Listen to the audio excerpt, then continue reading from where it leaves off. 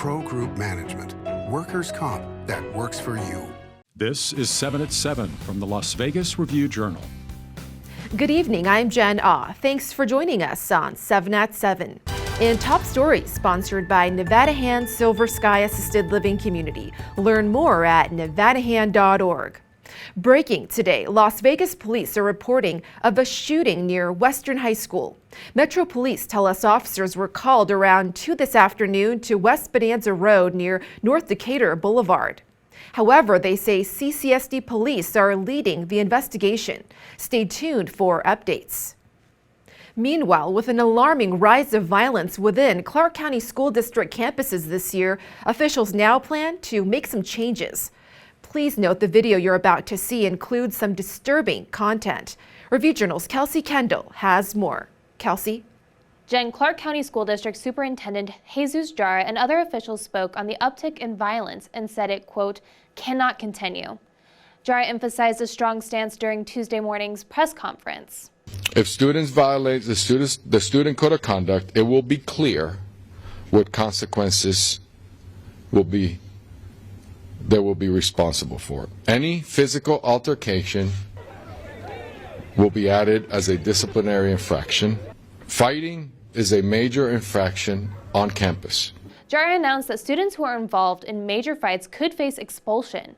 The district's police chief also spoke up, talking about how students have been sharing what they see around campus, including fights, and he had a message for parents in these cases. Parents, please talk to your students, talk to your kids, find out what they're doing, who they're talking to, what their friends are doing.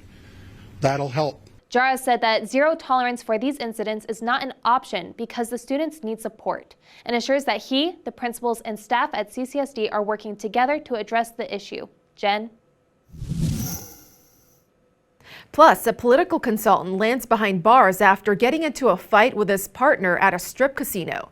Police say the consultant, Matthew DeFalco, works on several prominent political campaigns and was, quote, the primary aggressor in the fight with his boyfriend, Carl Catarata, at Resorts World on February 21st. They arrested DeFalco on a domestic battery charge. Meanwhile, Catarata is running for the Nevada System of Higher Education Board of Regents. Now to a woman accused of hitting 2 teenage girls with her SUV.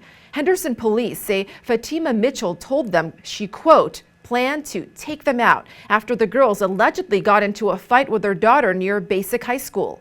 The arrest report states both girls suffered multiple bone fractures.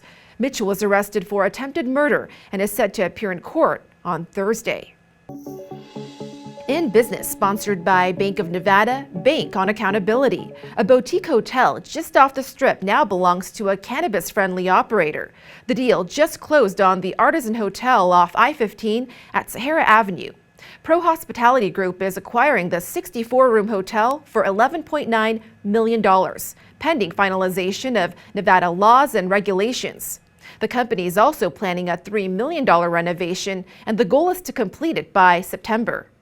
And one of Nevada's largest gaming companies is facing a lawsuit from 76 hospitality workers. Review Journal's James Schaefer has more from the Culinary Union on Station Casinos. A group of 76 hospitality workers filed a mass tort lawsuit Tuesday against one of Nevada's largest gaming companies over suspected violations of the state's right to return law. The 55-page lawsuit filed in a Clark County court Tuesday morning accuses Station Casinos of failing to comply with the law, which requires certain employers to give hospitality workers who lost their job due to the pandemic the chance to return to work. In a statement, a Station Casino spokesman called the lawsuit only the latest in a series of empty publicity stunts by the Culinary Union, adding that the law itself was a publicity stunt. According to the Culinary Union, 98% of their members were laid off due to the pandemic, and about 80% of their members have returned to work. For the Las Vegas Review-Journal, I'm James Schaefer. In entertainment, sponsored by DiscoverNevada.com, brought to you by Travel Nevada. Another member of the famed K-pop group BTS tests positive for COVID upon arriving in Vegas. According to Big Hit Music, Jungkook is dealing with mild symptoms and is in quarantine. He tested negative prior to hopping on a plane here and coming to Vegas yesterday, but once he got into town, he complained of a sore throat, tested again, turns out he's positive. This follows another member of the group, J. Hope, testing positive last week. As for if Jungkook will be able to perform at the Grammys on Sunday, that'll be, quote, determined by the local regulations on COVID-19. BTS is also scheduled for 4 concerts at Allegiant Stadium in April. In weather, sponsored by Star Nursery, your garden's partner for every blooming thing. After a rare spring shower last night, tonight a much calmer night with some breezes and temps dipping from the 70s to the 60s in a few hours. Starting Wednesday, get ready to welcome back highs in the 80s all week.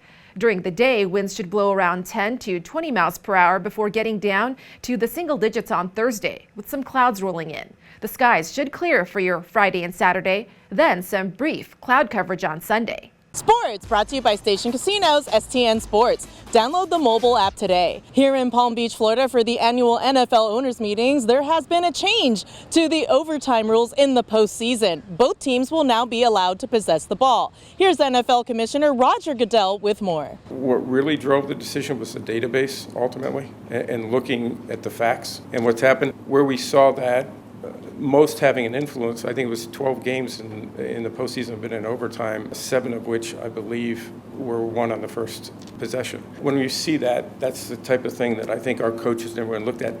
This is an issue in the postseason we should deal with. I think they like the overtime rule in the regular season. I don't necessarily believe that just because we're doing it in the postseason that'll lead to in the regular season though.